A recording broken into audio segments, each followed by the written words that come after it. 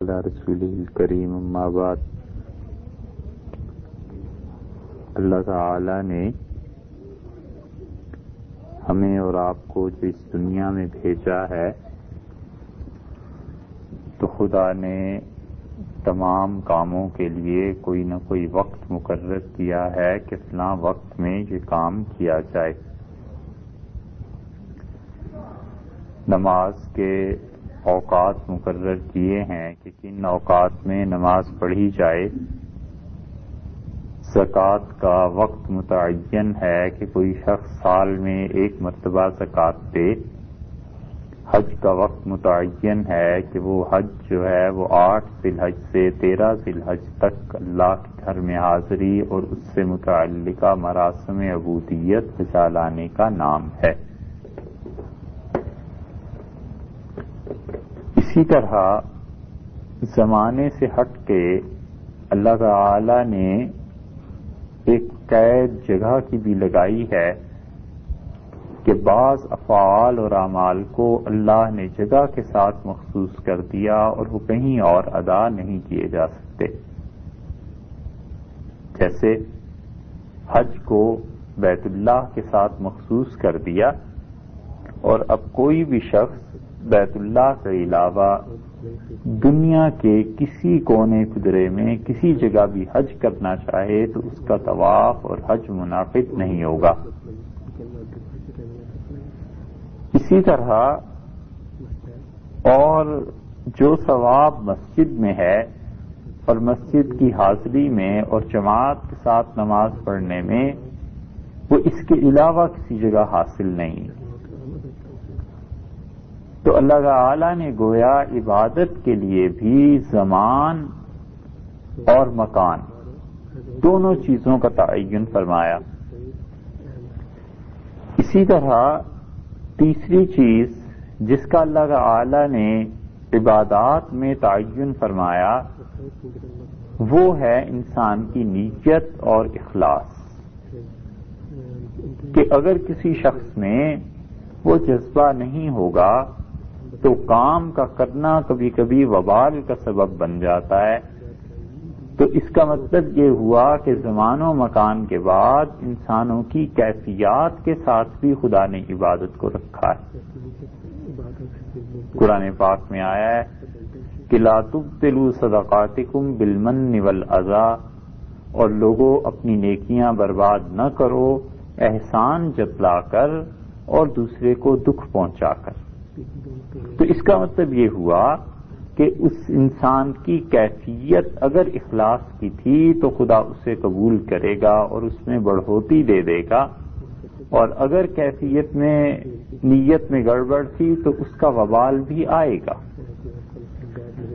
حضرت عبد الرحمن ابن عوف رضی اللہ عنہ سے حضرت خالد ابن ولید رضی اللہ عنہ کی کچھ بات ہو گئی، تو خالد ابن ولید رضی اللہ عنہ نے جا کر رسول اللہ صلی اللہ علیہ وسلم سے شکایت کی عبد الرحمن ابن عوف رضی اللہ عنہ کی۔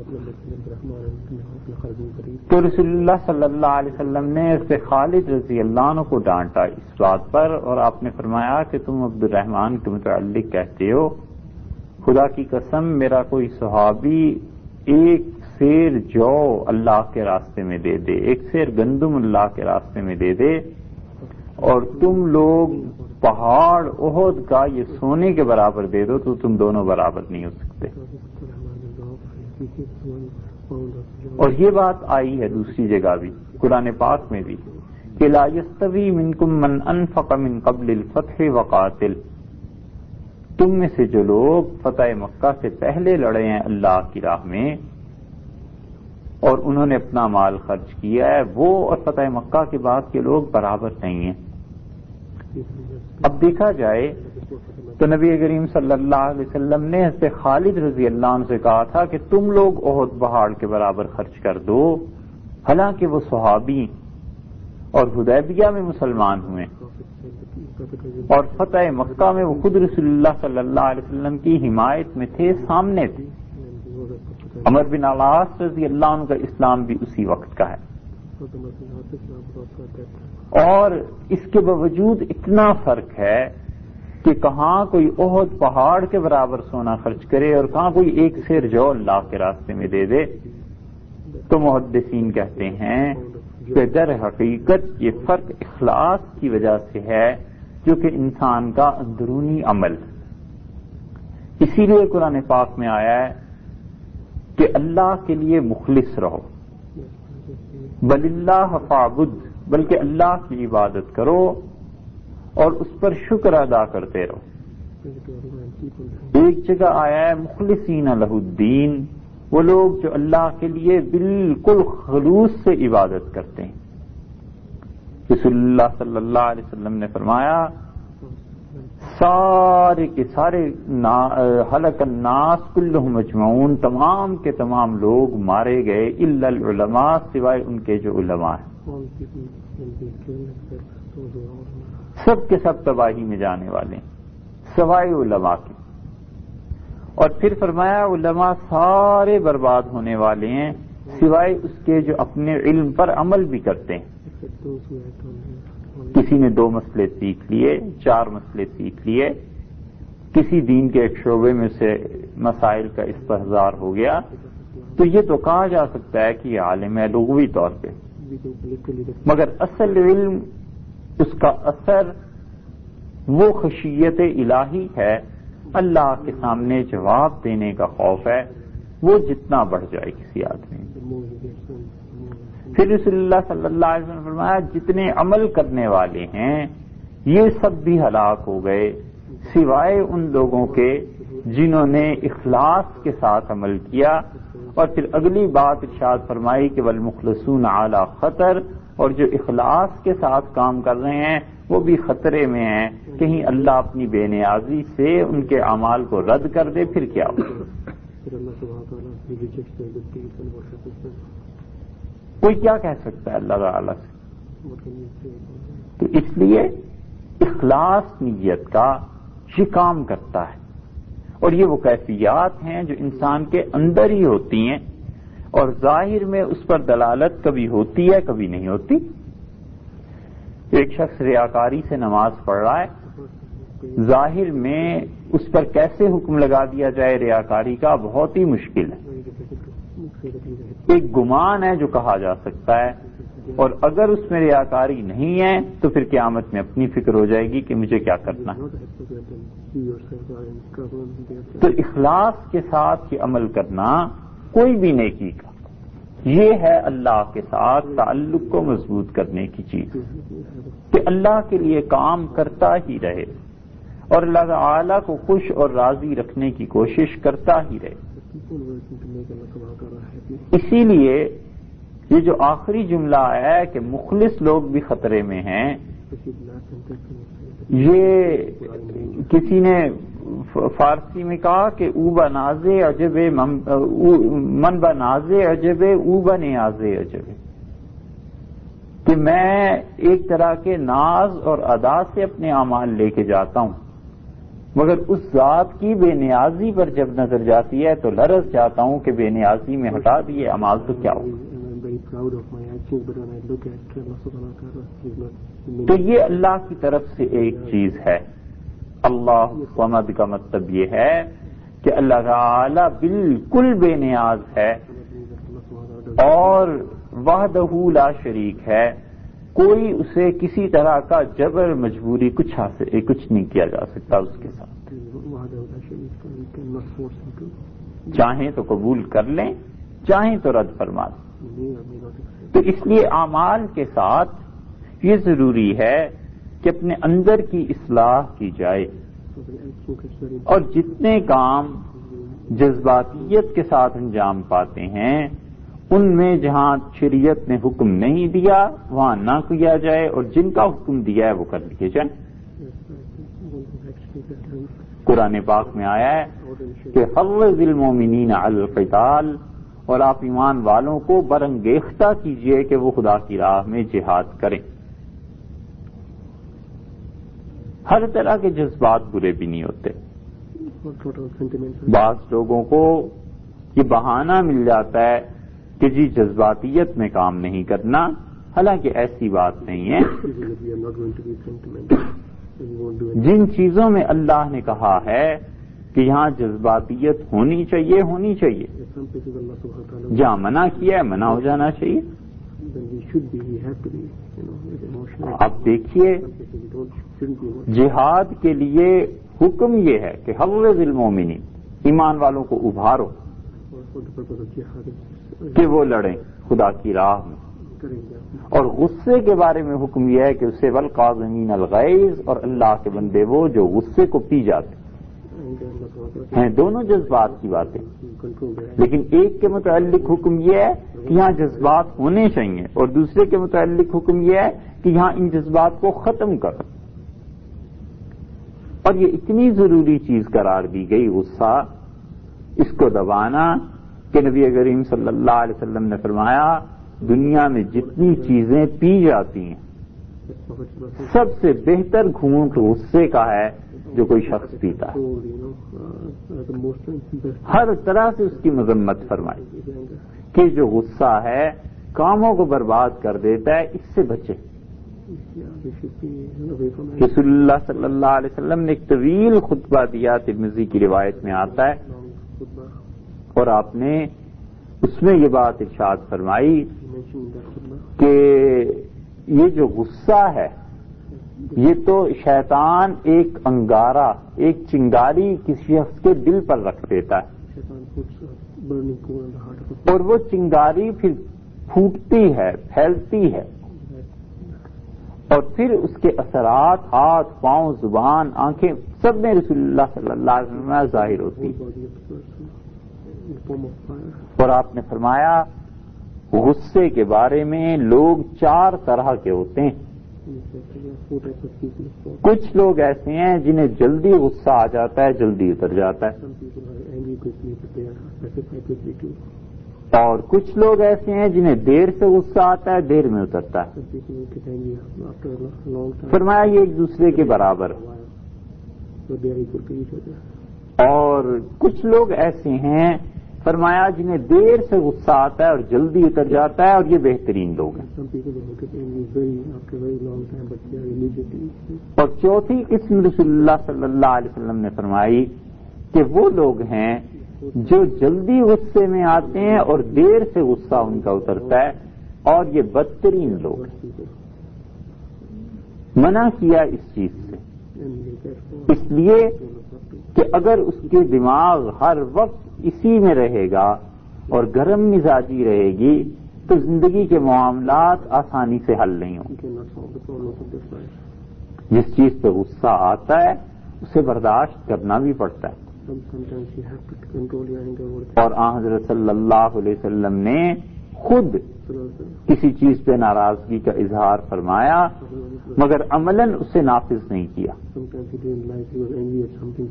کیونکہ اگر وہ نافذ کرتے تو اس وقت کی مصلحت کے خلاف ہوتا. حضرت صلی اللہ علیہ وسلم کے ازواج مطہرات میں سے ایک خاتون پہ جب تہمت ایسی آئی تو آپ نے بخاری شریف میں آیا ہے مسجد نبوی میں لوگوں کو جمع کر کے تقریر فرمائی، اور آپ نے فرمایا اللہ کی قسم میں اس میں سوائے خیر کے اور کچھ نہیں دیکھتا.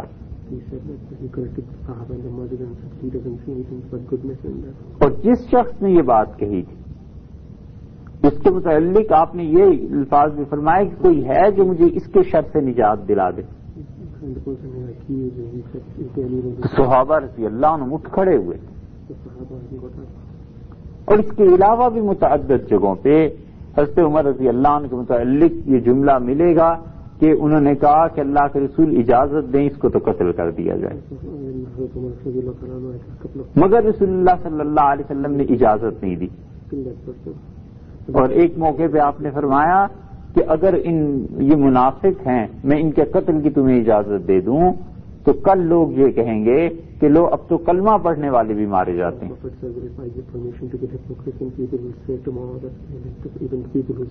تو رسول اللہ صلی اللہ علیہ وسلم نے اس کی اجازت نہیں دی.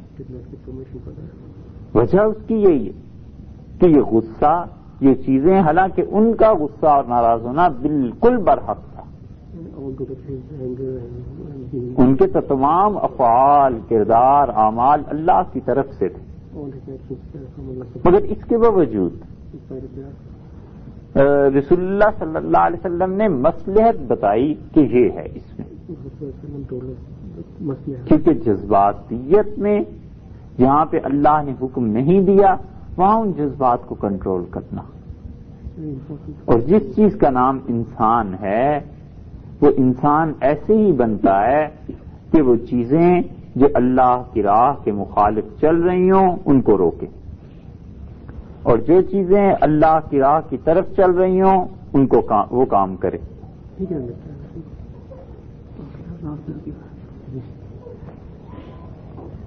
اور یہی چیز صحابہ کرام رضی اللہ عنہ میں ملے گی۔ بہت زیادہ جس ہستی کے بارے میں کہا جاتا ہے کہ انہیں غصہ بہت آتا تھا حضرت عمر رضی اللہ عنہ کے متعلق، تو وہ سارا غصہ در حقیقت انتظامی امور کے لیے تھا، وگرنہ ان کا دل بھی اتنا ہی نرم و نازک تھا جتنا کسی عام آدمی کا ہوتا ہے، نارمل آدمی کا۔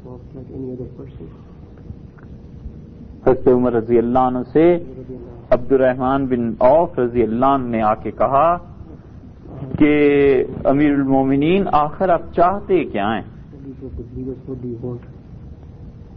وہ لڑکیاں جو پردے میں رہتی ہیں وہ بھی آپ کا نام سن کے کانپ جاتی ہیں، آپ چاہتے کیا ہیں، کیا ہو اب؟ تو حضرت عمر رضی اللہ عنہ نے کہا عبد الرحمن تمہیں اگر پتہ چل جائے کہ میں رسول اللہ صلی اللہ علیہ وسلم کی امت کے بارے میں کتنے نرم دل کا ہوں اور یہ اطلاع لوگوں کو ہو جائے تو لوگ یہ میرے کندھے کی چادر اٹھا کے بھاگ کھڑے ہوں، یہ بھی لے لیں مجھ سے، یعنی اتنی بے تکلفی ہو جائے۔ لیکن حکومت چلانے کے لیے، انتظامات کے لیے یہ ضروری تھا۔ حر ابن قیس رضی اللہ عنہ فرماتے ہیں کہ ہم مدینہ منورہ میں گئے اور میرے بھتیجے کا حضرت عمر رضی اللہ عنہ کے ساتھ تعلق تھا، وہ ان پہ بھروسہ کرتے تھے، اور یہ خط و کتابت بھی حضرت عمر رضی اللہ عنہ کی اجازت سے کرتے تھے۔ تو میں نے اپنے بھتیجے سے کہا کہ امیر المومنین سے کچھ وقت لے دو، ملنا چاہتے ہیں۔ تو حضرت عمر رضی اللہ عنہ نے وقت طے کر دیا، اور جب ہم ملنے گئے تو میں نے حضرت عمر رضی اللہ عنہ کی بعض باتوں کے متعلق کہا کہ یہ درست نہیں ہے، تو انہیں غصہ آیا میری اس بات پر۔ تو میرے بھتیجے نے کہا کہ چچا آپ ان حالات میں نہیں ہیں جن حالات میں امیر المومنین کو فیصلہ کرنا پڑا، اور پھر کہنے لگے میرے کان میں غصہ جب آیا حضرت عمر رضی اللہ عنہ کو زیادہ، تو اس نے کہا قرآن کی آیت پڑھو کوئی۔ تو وہ کہتے ہیں میں نے آیت پڑھ دی اور میں نے کہا کہ اللہ نے فرمایا ہے کہ خذ العفو، درگزر سے کام لے، وامر بالمعروف، اور نیکی کی باتیں کہتا رہے لوگوں سے، وعارض عن الجاہلین، اور جو جاہل ہیں ان سے درگزر کر منہ پھیر، ان کی باتوں پہ نہ جائے۔ تو کہتے ہیں جب میں نے یہ آیت پڑھی تو عمر رضی اللہ عنہ ایک دم سے ٹھنڈے پڑ گئے، وَقَانَ وَقَّافًا عِنْدَ حُدُودِ اللَّهِ، اور ان کے سامنے جب اللہ کی بات آ جاتی تھی، کوئی اللہ کا حکم پڑھ دیتا تھا، عمر رضی اللہ عنہ بس وہیں رک جاتے۔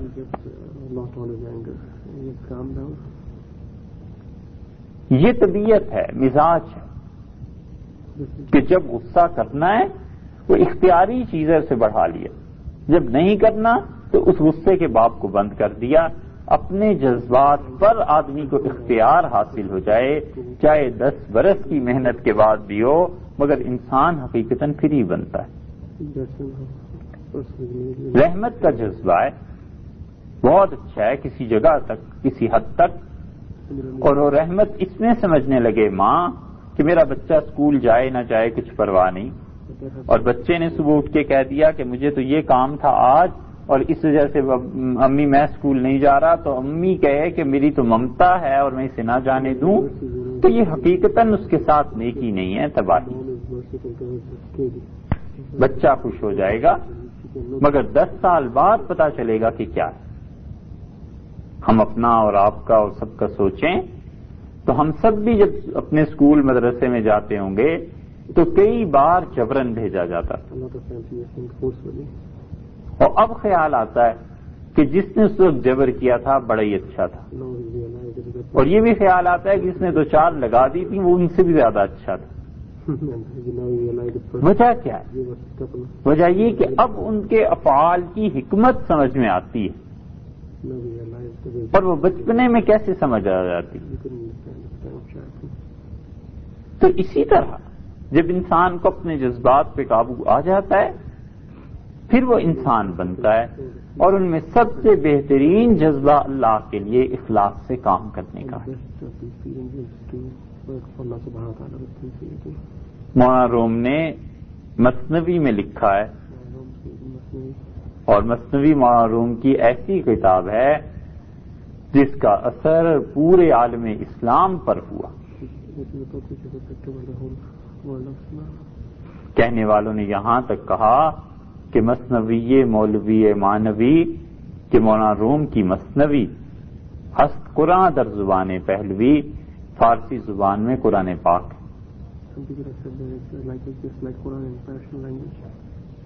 چاہے اس میں مبالغہ ہو، مگر اس حقیقت سے کوئی انکار نہیں کر سکتا کہ صدیوں تک اس نے اصلاح کا کام کیا ہے۔ مولانا نے لکھا ہے اس میں کہ کسی شخص کو کسی سے محبت ہو گئی اور وہ اس سے ملنے کے لیے خط و کتابت کرتا رہا یہاں تک کہ اس کا محبوب اس پہ راضی ہو گیا کہ فلاں دن فلاں جگہ ملیں گے۔ تو جب یہ پہنچا تو اس کا خیال تھا کہ اسے مجھ سے محبت ہے، میرے انتظار میں بیٹھا ہوگا،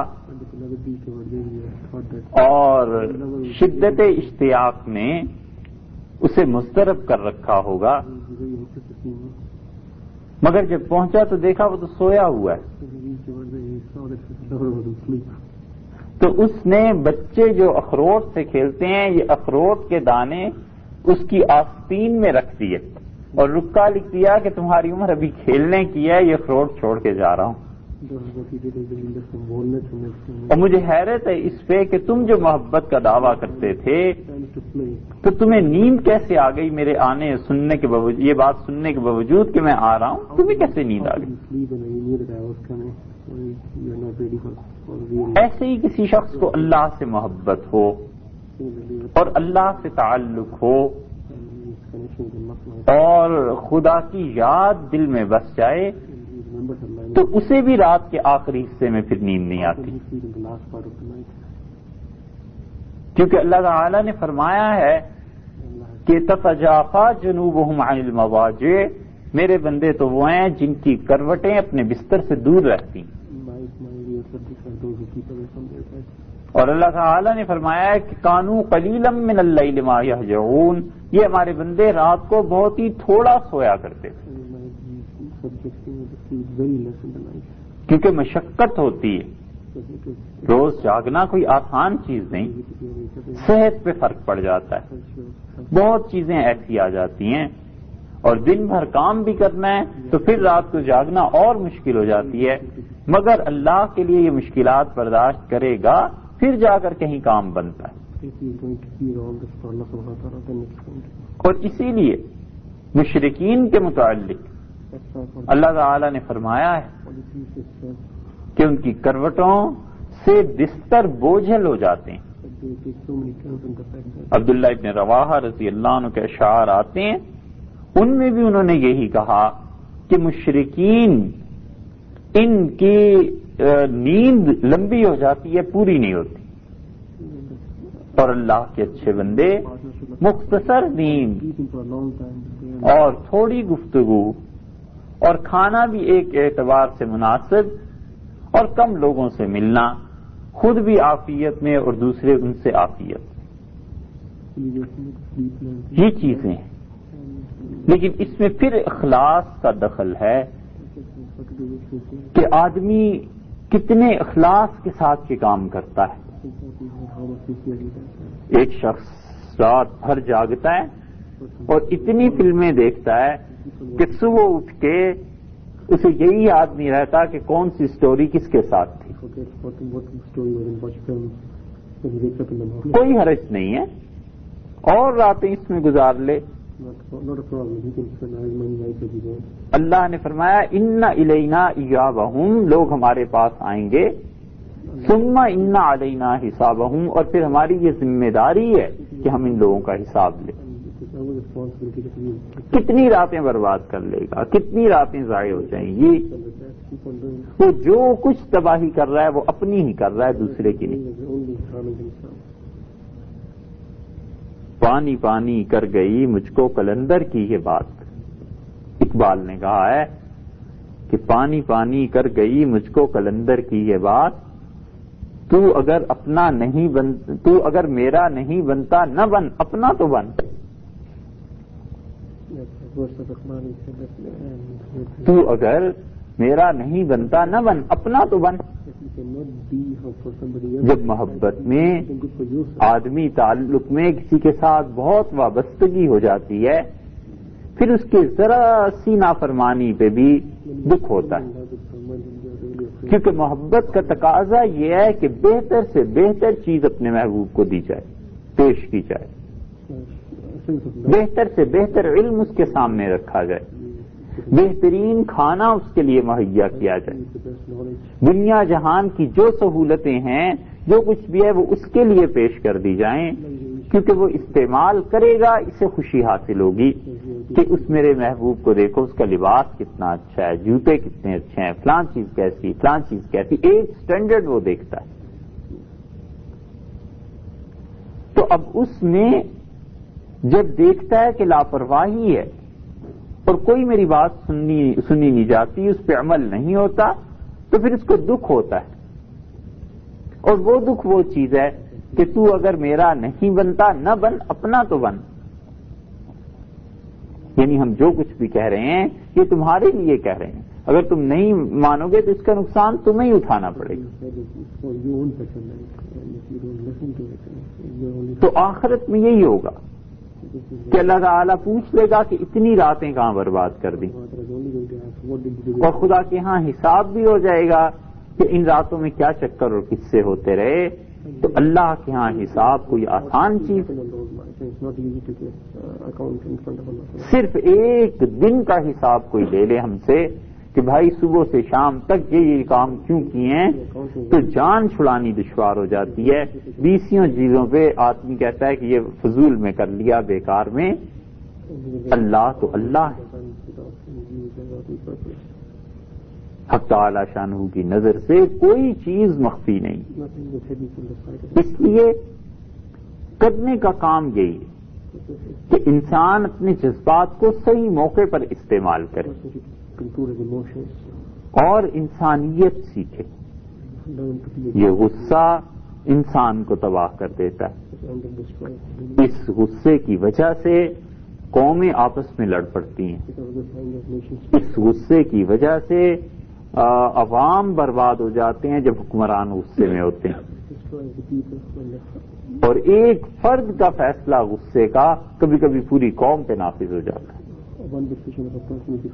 یہ رستم جو پہلوان تھا، جو مشہور ایرانی سردار تھا، وہ سمجھاتا رہا ایران کے بادشاہ کو کہ دیکھو تم ٹکر نہ لو اس سے، یعنی حضرت عمر رضی اللہ عنہ سے، مگر انہوں نے ٹکر لی، اور وہ ایسی شدید ٹکراؤ تھا کہ بس وہ سارے کا سارا مسلمانوں نے فتح کر دیا۔ تو یہ جذبات ایسی چیز کہ انسان جب اس کی رو میں خاص طور پہ غصے کی بہہ جاتا ہے تو پھر بڑا برا بہتا ہے، اور خدا نہ خواستہ اس نے اگر مذہب کو بھی پڑھا ہو اور دین سے بھی اس کا کچھ حصہ ہو، تو وہ غصے کا اظہار اس صورت میں بھی ہوتا ہے کہ اسے اسلام کے دائرے سے بھی نکالو، باہر کرو۔ عجیب بات ہے، حالانکہ اس شخص کی ساری خوبیاں اور صفات ہوتی ہیں، مگر اس شخص کا اپنا پیمانہ بدل جاتا ہے اور وہ مسلمان بھی دوسرے کو تسلیم کرنے کو تیار نہیں ہوتے۔ کسی آدمی نے شکایت کی حضرت عمر بن العاص رضی اللہ عنہ سے خالد بن ولید رضی اللہ عنہ کی، اور کہا کہ آپ کی اس مسئلے میں یہ رائے ہے، اس کی یہ رائے ہے۔ تو عمر بن العاص رضی اللہ عنہ سے کہا کہ تمہاری یہ شکایتیں جو ہیں نا، میرے اور خالد کے تعلقات پہ اثر انداز نہیں ہو سکتی. وہ بھی رسول اللہ صلی اللہ علیہ وسلم کے بعد گئے تھے، میں بھی گیا تھا. تو صحابہ رضی اللہ عنہ میں یہ ظرف کی وسعت تھی بہت زیادہ، اور وہ صحیح چیز کو صحیح اینگل سے دیکھنے کے عادی، اور بری چیز کو جو وہ دیکھتے تھے تو برائی بیان کرتے تھے، وہ صحیح اینگل سے دیکھ کے بیان کرتے تھے. اگر نہ کوئی شخص اگر بری چیز کو بھی اچھی نظر سے دیکھنے لگے گا تو اس کی اپنی نظر خراب. شرک ہے. انہوں نے صحیح نقطۂ نگاہ سے دیکھا اور انہوں نے کہا یہ شرک نہیں ہونا چاہیے. اگر وہ اس میں بھی خوبیاں ڈھونڈنے لگ جاتے تو پھر اللہ ہی حافظ تھا باقی آنے والی امت. تو اس لیے یہ جذبات ہیں، ان میں ایک طرف اخلاص، اللہ کے لیے مخلص ہو جائے، مخلصین لہ الدین. اللہ نے فرمایا خدا کے دین کے لیے مخلص ہوتے ہیں، وَلَوْ كَرِهَ الْكَافِرُونَ، اگرچہ کافروں کو ناگوار گزرے. اور دوسری طرف یہ غصہ ہے جو انسان کو کہیں سے کہیں پہنچا دیتا ہے. تو جو بات کہنے کی ہے وہ یہی ہے کہ انسان اپنے اندر کے ارادے، جذبے اور نیت، ان چیزوں پر نظر رکھتا رہے اور مسلسل نظر رکھتا رہے،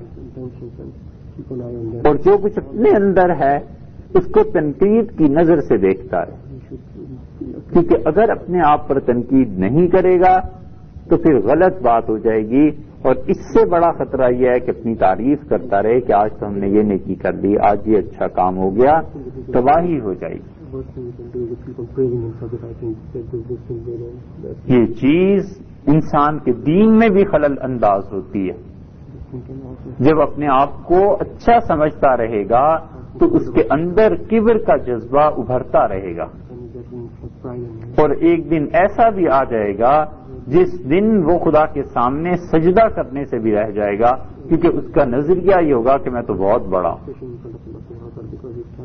اللہ تعالیٰ نے اسی لیے قرآن پاک میں فرمایا ہے کہ لن یستنکف المسیح، عیسیٰ علیہ السلام کو کوئی آر محسوس نہیں ہوتی تھی، ولا الملائکہ، نہ اللہ کے فرشتوں کو کبھی کوئی آر محسوس ہوئی ہے جب وہ اللہ کے سامنے سجدہ کرتے ہیں، خدا کی عبادت کرتے ہیں. خدا کے مقرب فرشتے بھی، کیونکہ ان میں تواضع ہے، عاجزی ہے. قرآن پاک میں دوسری جگہ آیا ہے کہ یتنزل الامر، خدا کا حکم جب وحی نازل ہوتی ہے تو کانپ جاتے ہیں فرشتے، اس لیے کہ انہیں پتہ ہے تعالی شانو کی طرف سے کیا احکامات آ رہے ہیں. تو یہ اپنے آپ کو کچھ سمجھتے رہنا یہ آدمی کو عبادت سے بھی محروم کر دیتا ہے. کبر کا اثر، اپنے آپ کو بڑا سمجھنے کا اثر پڑتا ہے انسان پہ، اس کی تمام اعمال پہ، افعال پہ، اخلاقیات پہ، حتیٰ کہ عبادات تک پہ اثر پڑتا ہے. کچھ نہیں. اللہ کی اتنی وسیع کائنات جس کا آج تک سراغ نہیں مل سکا. یہ ابھی آپ کے ہاں اخبارات میں جو چیز آتی رہی کہ وہ لائٹ ایک دیکھی انہوں نے، اور وہ 2 ملین سال تھے، لائٹ ایئرس، اور اس وقت کوئی دھماکہ ہوا تھا اور وہ لائٹ اب یہاں پہنچی. اتنی وسیع کائنات خدا کی، اور اس میں ایک سیارہ یہ زمین، اور زمین میں بھی ایک بر اعظم، 4 باقی چھوڑ کے امریکہ، اور امریکہ کا بھی ایک شہر، اور اس کی ایک مسجد، اور اس کے کونے میں ایک آدمی بیٹھا وہ اپنے آپ کو بڑا سمجھ رہا ہے. سوچو تو کیا حیثیت ہے اس کی اس کائنات، کچھ بھی نہیں.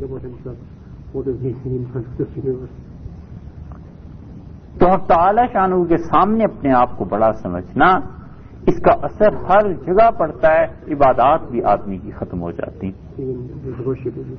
اسی لیے فقہا نے لکھا ہے کہ اگر کبھی مٹی والی جگہ پر سجدہ کرنا پڑ جائے تو چہرے کو اس طرح صاف کرنا کہ مٹی لگ گئی، بڑا خراب ہو گیا، گندا ہو گیا، اور نہ کروں. وہ کہتے ہیں یہ مکروہ ہے. اور اگر کوئی شخص طبعاً نفاست ہے اس میں، اس وجہ سے کر رہا ہے تو کوئی حرج نہیں، مگر اس کی نیت یہ ہو کہ کوئی دیکھے گا تو کیا کہے گا مٹی لگائی ہوئی، یہ غلط ہے۔ جھاڑ دے مٹی، تھوڑا بہت اثر رہے تو بھی کوئی پرواہ نہیں، اس لیے کہ وہ مٹی لگی کس کی وجہ سے اور کس کے سامنے اس نے سر رکھا تھا۔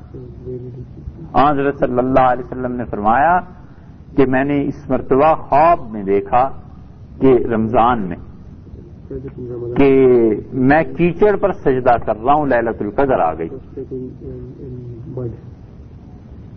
اور صحابہ رضی اللہ عنہم کہتے ہیں 24 رمضان کو رسول اللہ صلی اللہ علیہ وسلم نے فجر کی نماز پڑھائی، اور اس رات بارش ہو گئی تھی، اور مسجد نبوی کی جو چھت تھی یہ کھجور کے پتوں سے تھی اور ٹہنیاں تھیں، تو وہ پانی ٹپکا اور زمین میں گھل مل گیا اور وہ مٹی بن گئی کیچڑ۔ تو حضرت صلی اللہ علیہ وسلم نے جب سلام پھیرا تو ہم نے دیکھا ان کی پیشانی مبارک پر اس مٹی اور پانی کے اثرات تھے۔ یہ ہے اللہ کے ساتھ تعلق۔ اور جب یہ کبر بڑھ جاتا ہے تو کبھی کبھی اس درجے میں پہنچ جاتا ہے کہ وہ اپنے سے کم درجے کے آدمی سے ہاتھ نہیں ملاتا، ہاتھ ملائے تو دھونے کی پڑ جاتی ہے کہ ہاتھ دھو لوں، ایسے جیسے ناپاک ہو گیا۔ امام غزالی رحمۃ اللہ علیہ نے احیاء العلوم میں یہ حدیث نقل کی ہے، ہمیں اس کی اصل نہیں ملی، لیکن غزالی نے لکھا ہے کہ ایک شخص رسول اللہ صلی اللہ علیہ وسلم کے زمانے میں جسے خدا نے بہت کچھ دیا تھا مسجد نبوی میں حاضر ہوئے، اور وہ ان صحابہ رضی اللہ عنہم سے بچ کر بیٹھنے لگے، الگ ہو کے بیٹھنے لگے جن صحابہ رضی اللہ عنہم کو مشکل سے کہیں 24 گھنٹے میں ایک بار کھانے کی نوبت آتی۔ تو آپ نے فرمایا کیوں ان سے الگ ہو کے بیٹھ رہا ہے؟ تجھے یہ ڈر لگ رہا ہے کہ ان کا فقر و فاقہ تجھ پہ سوار ہو جائے گی؟ یہ ہے وہ چیز کہ جب کوئی آدمی اپنے آپ کو بڑا سمجھتا ہے پھر اس کے اثرات ہر چیز پر پڑتے ہیں، عبادت سے بھی ہو جاتا ہے آگے۔ علیہ باللہ ایسے لوگ بھی دیکھے ہوں گے جو ہنسی مذاق میں ہی صحیح مگر کہتے ہیں روزہ تو وہ رکھے جس کے پاس کھانے کو نہ ہو یار، چاہے وہ ہنسی مذاق میں ہی کہے۔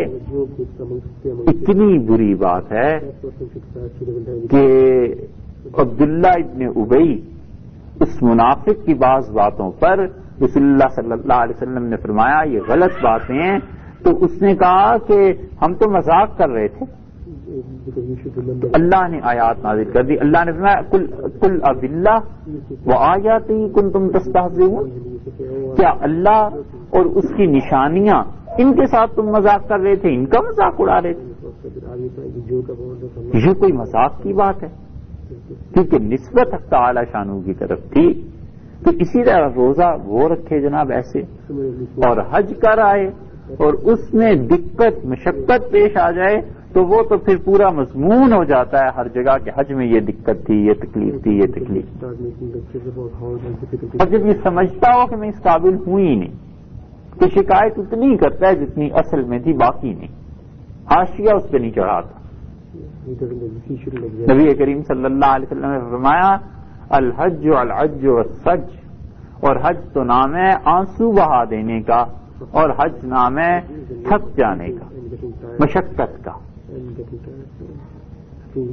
تو جو مشقت ہے وہ پہلے ہی بتا دی ہے کہ حج میں تو مشقت ہوگی ہوگی، اور کوئی آرام کرنے تو جا نہیں رہے، پکنک تو ہے نہیں۔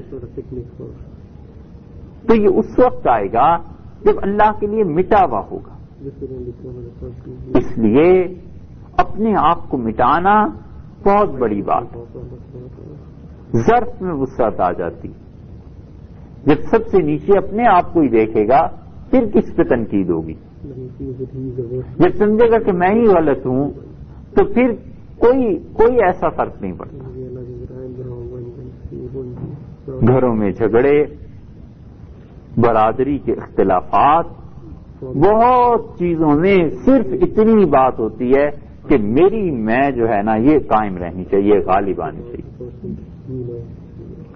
بیوی کی بات صحیح ہو، بالکل درست ہو، مانے جانے کے قابل ہو، اس کے باوجود اگر شوہر کی تربیت نہیں ہے کہ اپنے آپ کو مٹائے، تو اسے کہے گا کہ نہیں میں صحیح کہہ رہا ہوں، اور دل اس کے اندر سے بھی کہتا ہے کہ تم غلط کہہ رہے،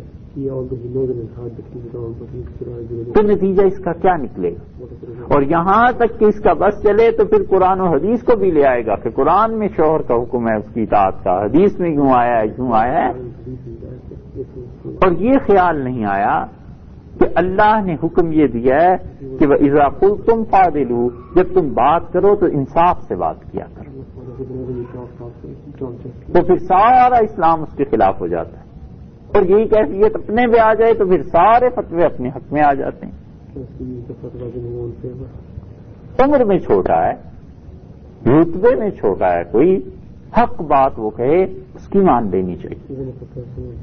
حضرت صلی اللہ علیہ وسلم کی سنت اور طریقہ یہی بتلاتا ہے۔ اور بدر میں تشریف لائے تو اس سے سعد بن معاذ رضی اللہ عنہ نے عرض کیا کہ اللہ کے رسول یہ جس جگہ خیمے لگا رہے ہیں جہاد کے لیے، یہ زمین کا انتخاب جناب والا نے وحی کی وجہ سے فرمایا، آپ نے فرمایا نہیں، تو میری ذاتی رائے ہے۔ انہوں نے کہا اللہ کے رسول پھر اس زمین میں ہمیں تجربہ زیادہ ہے، اور اگر ہم تھوڑا سا آگے بڑھ جائیں تو وہ میدان کا علاقہ ہے، وہاں آسانی سے جنگ ہو سکے گی۔ تو رسول اللہ صلی اللہ علیہ وسلم نے حکم دیا خیمے اکھاڑو اور آگے لے جاؤ۔ اس میں کیا بات، کوئی برا نہیں مانا، کچھ نہیں۔ اللہ تعالی نے فرمایا وشاورہم فی الامر، اور کوئی کام بھی جو طے کرنا ہو تو آپ اپنے دوستوں سے مشورہ کرتے رہیے، اور جب ایک بات تم طے کر لو فَإِذَا عَزَمْتَ فَتَوَكَّلْ عَلَى اللَّهِ، بس پھر اللہ پر بھروسہ کرو۔ تو وہی بات ہے کہ جب کوئی آدمی اپنے آپ کو کچھ سمجھے گا پھر اس کے اثرات ہر جگہ پڑتے رہیں گے، عبادت میں بھی دقت ہو جائے گی۔ فقہا نے یہ لکھا ہے کہ کسی جگہ تالاب بھی ہو اور نلکے بھی لگے ہوئے ہوں تو تالاب پر وضو کرنا افضل ہے بنسبت نلکوں کے، اور وہ کہتے ہیں اس لیے کہ تالاب پہ ہر آدمی آ کے وضو کرے گا، میلا کچیلا بھی، گندا بھی، کیا کیا ہو رہا ہوگا، تو اس کے نفس پہ چوٹ پڑے گی نا کہ کیسے گندگی ہے، یہ ہے، اسے مینرز نہیں آتے، یہ چیزیں نہیں آتی، تو اس سے اپنے نفس کے اندر سے اصلاح ہوگی، اپنی اخلاقیات ٹھیک ہوں گی کہ یہ بھی اللہ ہی کے بندے ہیں۔ فرق اتنا سا ہے کہ میں نے کچھ سیکھ لیا، اس بیچارے نے نہیں سیکھا، پتہ نہیں اس کے کیا حالات تھے کیوں نہیں سیکھ پایا، اور میرے کیا حالات تھے کیوں میں سیکھ گیا، کوئی نہیں جانتا۔ اور پھر 1000 میں ایک ہی احتمال، ایک چانس اتنا تو ہے کہ کہیں میری موت کفر پہ نہ واقع ہو جائے، اور اگر وہ ایمان پہ موت آ گئی اسے تو یہ سب چیزیں دھری کی دھری رہ جائیں گی یہاں، اور وہ آخرت میں جیت جائے گا۔ اس لیے کس چیز پر اعتبار کرے آدمی؟ حسن ہے، خوبصورتی ہے۔ نبی کریم صلی اللہ علیہ وسلم نے فرمایا کنز الامال میں یہ بات آئی ہے، عجیب بات فرمائی، آپ نے فرمایا بنو للخراب، تم عمارتیں بناتے ہو برباد ہو جانے کے لیے، وَتَلِدُوا لِلْمَوْتِ، اور بچوں کو جنم دیتے ہو موت کے لیے، آخر کی موت ہی ہے، اور عمارت نے آخر کو ٹوٹ ہی جانا ہے۔ تو جب آدمی ان احوال پر اور حقائق پر غور کرتا ہے تو پھر خود احساس ہو جاتا ہے کہ میں جتنا بھی مٹ جاؤں یہ زیادہ اچھا ہے، جتنا اپنے آپ کو مٹا دوں یہ زیادہ اچھا ہے، بجائے اس کے کہ میری کسی بھی چیز سے فعل سے اس کا اظہار ہوتا ہو کہ یہ بڑا آدمی۔ میاں اصغر حسین صاحب رحمۃ اللہ علیہ دارالعلوم دیوبند کے بڑے قدیم اساتذہ میں سے تھے، اور ان لوگوں میں یہ تھی حیا، اور کچا گھر ان کا محلے میں، اور مٹی ڈالتے تھے چھت پہ کہ کہیں ٹپکے نہ، اور جب سردیاں آتی تھیں بارشوں کا موسم آتا تھا ہر سال یہی کام ہوتا تھا۔ تو ان کے بیٹے کمانے لگ گئے تو ان سے دارالعلوم کے اساتذہ نے عرض کیا کہ حضرت آپ پکا گھر بنا لیں، تو میاں اصغر حسین صاحب رحمۃ اللہ علیہ ان کے نانا تھے منع شاہ صاحب، انہوں نے دارالعلوم دیوبند کی جنہوں نے بنیاد رکھی تھی ان میں سے ایک وہ تھے منع شاہ. تو میاں اصغر حسین صاحب رحمۃ اللہ علیہ نے نہیں مانی کسی کی. تو مفتی شفیع صاحب کہتے تھے کہ میں حاضر ہوا اور میں نے کہا حضرت آپ پکا گھر بنا لیں، اب ہر سال یہ جو کرنا پڑتا ہے نا مٹی ڈالنی اور ڈھونی، یہ بڑی مشکل ہے. تو مجھ سے فرمایا کہ مفتی صاحب یہ سارے محلے میں کچے گھر ہیں اور میں اگر پکا گھر بنا لوں تو ان غریبوں کے دل پہ کیا گزرے گی، تو میں اس وجہ سے نہیں بناتا. اللہ کا دیا سب کچھ ہے مگر ان غریبوں کے دل جو ہیں دکھیں گے، ہم اس وجہ سے یہ کام نہیں کرتے. یہ ہے حقیقت حیا، یہ ہے شرم کہ جو شخص گرد و پیش میں رہ رہے ہیں انہیں اس چیز سے تکلیف ہوگی. آپ اس کی مثال ایسے سمجھیے جیسے ہمارے استاد تشریف لائے رشید میاں صاحب، تو وہ اتنے باحیا آدمی کہ انہوں نے کہا میں کسی پادری سے ملنا چاہتا ہوں، اور جب پتا کیا گیا کہ خود بہت بڑے ماشاءاللہ عالم ہیں تو انہوں نے کہا پادری سے ملنا چاہتا ہوں، کیونکہ انہیں بتایا گیا کہ ایک خاتون ہے پادری اور بوڑھی ہے، اس سے آپ مل لیجئے. تو مولانا اس پہ بھی جرا کرتے رہے کہ اس سے کیسے ملاقات ہوگی، غیر مسلم خاتون ہے، پردہ ہوگا نہیں ہوگا. اور ان کے سامنے اگر کوئی ایسے مناظر آ جائیں جو عام طور پہ ہوتے ہیں تو ان کی شرم و حیا کتنی زیادہ. ایسے جیسے کوئی آدمی اپنی قمیض کے کف وہ بھی بند رکھتا ہے کہ کہیں ہاتھ نہ کھل جائیں، اس کے سامنے کوئی ہاف سلیوز پہن کے بیٹھ جائے تو یہ اس کو جو کرب ہوگا نا ذہنی تکلیف اس کا اسے اندازہ نہیں ہو سکتا. یہ الگ بات ہے وہ اپنی شرافت میں نہ بولے، مگر یہ کہ یہ پیدا اس وقت ہوتی ہے چیز جب انسان کے دل میں احساس ہو کہ مجھ سے کسی کو تکلیف نہیں پہنچنی. یہ تو مثالیں ہیں. تو میاں صاحب نے کہا ہم مکان پکا نہیں بنائیں گے، ہمارے پکے مکان کی وجہ سے لوگوں کی حسرت بھری نظریں پڑیں گی، ہم یہ کام نہیں کریں گے. یہ اللہ کے بندوں کا حال تھا.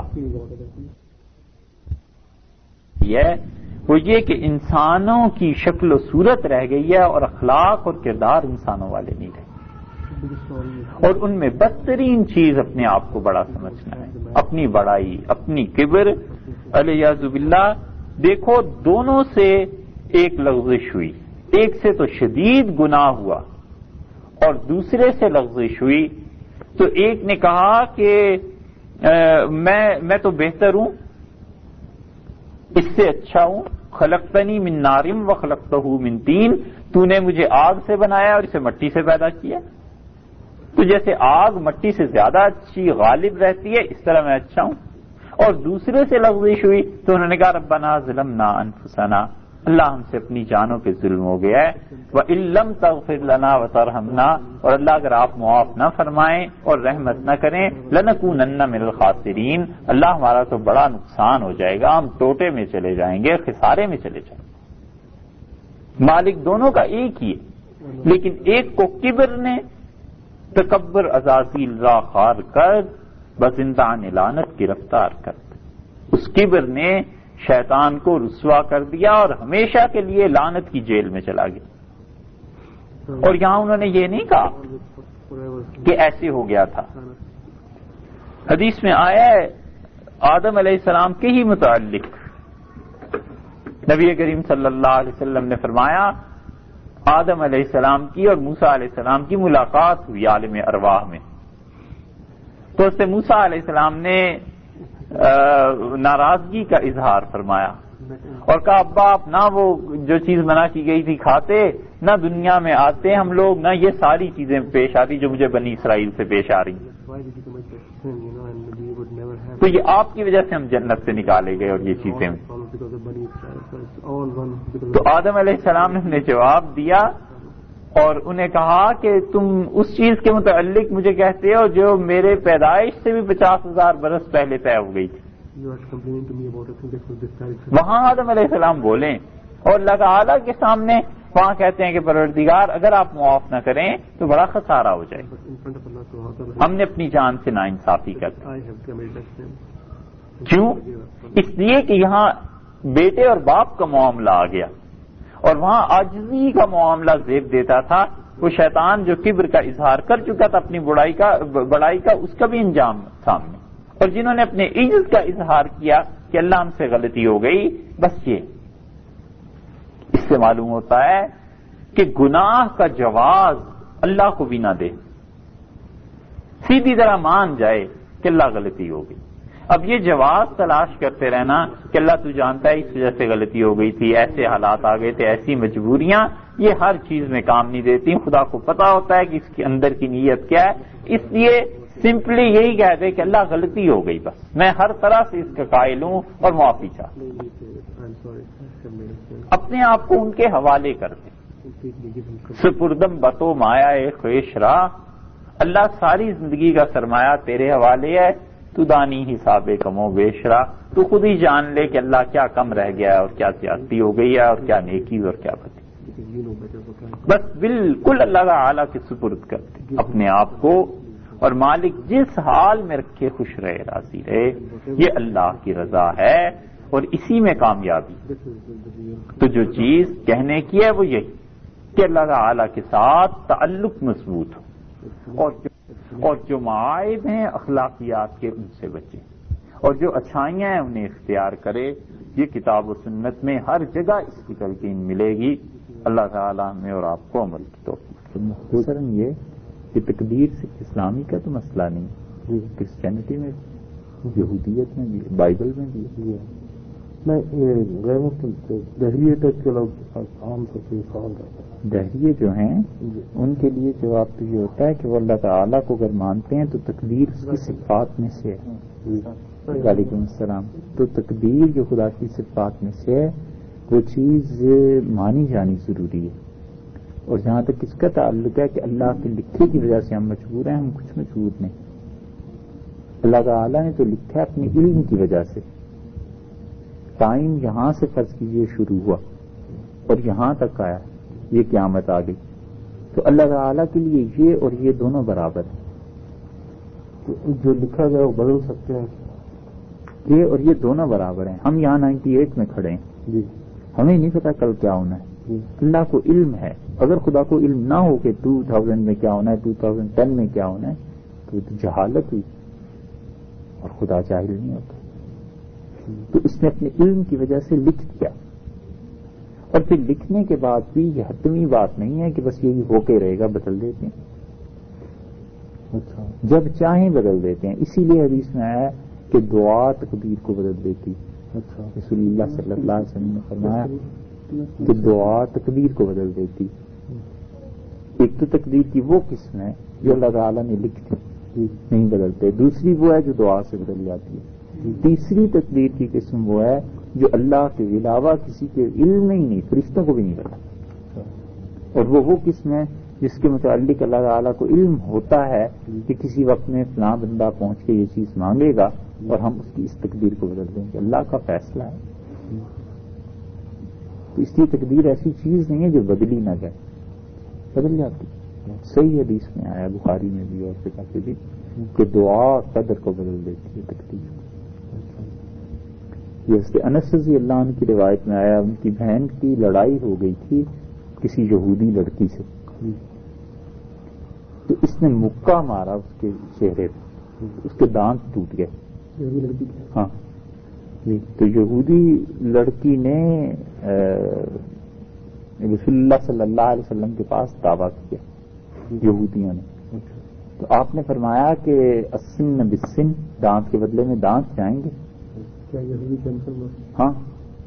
جب یہ فیصلہ ہوا تو حضرت انس رضی اللہ عنہ پاس بیٹھے تھے. انہوں نے کہا اللہ کے رسول، بڑے ادب احترام سے کہا کہ اللہ کی قسم میری بہن کے دانت نہیں توڑے جائیں گے.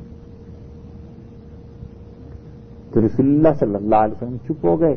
کچھ دیر کے بعد یہودی آئے اور انہوں نے کہا یہ دانت کے بدلے میں دانت، ایک کے تو ٹوٹ کے چلو، اب دوسری کے کیوں توڑیں، اور جو پیسے ہیں آپ دے دیں، جرمانہ لگائیں مالی.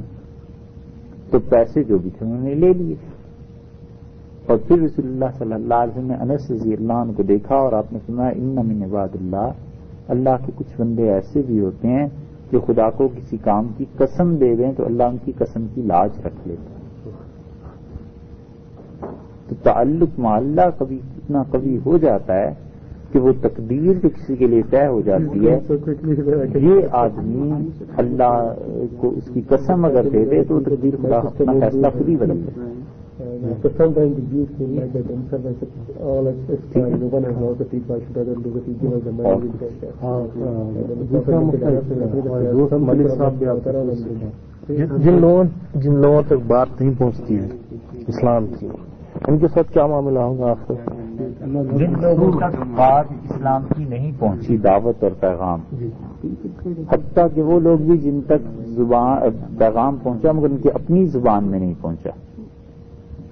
میں کوئی جس طرح سے کسی تک ابھی پیغام پہنچے ہی نہیں. افریقہ میں اس طرح کے قبائل موجود ہیں جہاں تک سویلائزیشن نہیں پہنچا. جی بالکل صحیح ہے. وہ بھی حتیٰ کہ اس سے بھی زیادہ دائرہ آپ اسی کریں تو وہ لوگ جنہیں کی اصل زبان میں پیغام نہیں پہنچا. مثلا ایک آدمی جاپانی زبان ہی جانتا ہے، اسے انگلش میں پیغام پہنچا بھی ہو تو اس کی کسی کام کا نہیں نا، تو جاپانی سمجھتا ہے تو اس سے پیغام ملنا چاہیے. ایسے سارے لوگوں کے متعلق شاہ عبدالعزیز صاحب اور شاہ ولی اللہ صاحب رحمۃ اللہ علیہ وغیرہ لکھتے ہیں کہ ان کا حشر قیامت میں جو کچھ بھی ہو عذاب نہیں ہوگا. بس اتنا مانتے ہوں کہ اس کائنات کو کسی نے پیدا کیا ہے، کوئی نہ کوئی بڑی ہستی ہے. یہ ایک تصور ہے نا جی. تو خدا کی معرفت بربنائے عقل ہے نا، کہ عقل میں آتی ہے بات کہ یہ کچھ نہ کچھ تو نظام چل ہی رہا ہے، کوئی نہ کوئی چیز تو ہے. تو اتنا اگر مفہوم تصور ان کے ذہن میں ہوگا تو انہیں عذاب نہیں ہوگا. باقی یہ کہ وہ جنت میں بھیجے جائیں گے نہیں بھیجے جائیں گے، مٹی میں ملا دیے جائیں گے، بچوں کے ساتھ رکھے جائیں گے، مختلف رائے ہیں مگر عذاب نہیں. اگر وہ مشرکین بھی رہیں جی، اگر وہ مشرک بھی مشرک میں کافر بھی رہیں نہیں، مشرک اور کافر کی بات نہیں. اس لیے کہ مشرک کس تک پیغام ہی نہیں پہنچا مشرک تک. مشرق میں کوئی ایسی قبائلی قوم جو بالکل دنیا سے دور جنہیں پتہ ہی کچھ نہیں، سب کا یہی ہے. تو اگر وہ مشرق بس ان تک ان کے لیے پھر یہی حکم ہے ان کے لیے جن تک اسلام کا پیغام نہیں پہنچا، ان کی زبان میں نہیں پہنچا. یہ تو وہ لوگ ہیں. باقی جو مشرک اور کافر ہیں ان کے لیے یہ حکم نہیں. نہیں بھی رہ سکتے ہیں جن تک پیغام نہیں پہنچا. یہ صاحب کہ ہر ایک کے دل میں اتنا ایمان ضرور ہے، چاہے اس کو پیغام پہنچے نہ پہنچے کہ اللہ ایک ہے، کیونکہ اس کی قسم تمہارے مربع میں کھا چکے سب لوگ. آپ نے پچھلے بیان میں ذکر کیا اس بات، یہ ہر شخص نے اس بات کی قسم کھائی بھی ہے سب نے کہ اللہ ایک ہے. پیغام پہنچا نہیں پہنچے تو وہ ریلیجن کا دین کا تعلق ہے. ان کو نماز پڑھنی نہیں آتی، ان کو روزہ رکھنا نہیں آتا، ان کو زکات دینی نہیں آتی، وہ اللہ کی مرضی، چاہے معاف کر دے چاہے. جیسا ہندو توحید ہے دل میں بچپن سے بچوں کو یہ سکھایا جاتا ہے کہ 3 کروڑ خدا ہیں، 3 کروڑ خدا بتایا جاتا ہے. اچھا کم کر دیے؟ ہاں انسان ہاں 32 کروڑ سے ایک جگہ لکھتے ہیں 3 کروڑ تو کم ہو گئے کروڑوں میں. تو بچپن سے ان کو بچہ جب سے پیدا ہوتا ہے یہی سکھایا جاتا، تو ان کو کبھی جہاں اسلام کی بات پہنچتی بھی نہیں، تو ویسے ان کے لیے کیا معاملہ؟ ان لوگوں کے لیے شاہ عبدالعزیز صاحب رحمۃ اللہ نے تو بہت رعایت دی ہے. شاہ عبدالعزیز صاحب فرماتے ہیں کہ ایسے لوگ جن تک پیغام نہیں پہنچا اور کفر اور شرک میں بھی رہے تو بھی اللہ کے ہاں عذاب نہیں ہوگا. کہتے ہیں عذاب نہیں ہوگا، باقی جنت میں جائیں نہ چاہیں وہ بات کی بات، اور حقوق العباد ان سے بھی لیے جائیں گے.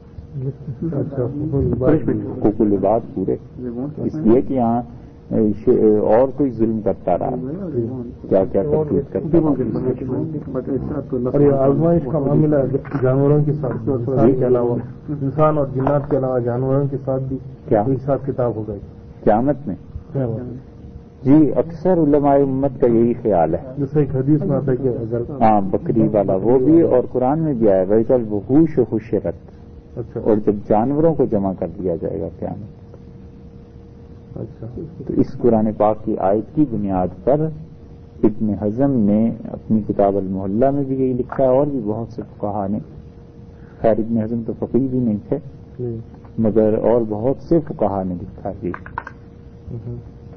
مگر چند جانوروں کی غذا خود دوسرا جانور ہے، جیسا شیر بکری کو کھاتا ہے، وہ ایسی چیزیں نہیں ہیں، وہ تو خود اللہ کا ایک قانون ہے، نظام ہے، اب تعالی شانہ نے جو کچھ رکھا ہے، یہ ظلم نہیں ہے۔ جیسے ہم بھی گوشت کھاتے ہیں، مرغی کو ذبح کرتے ہیں، کوئی ظلم نہیں۔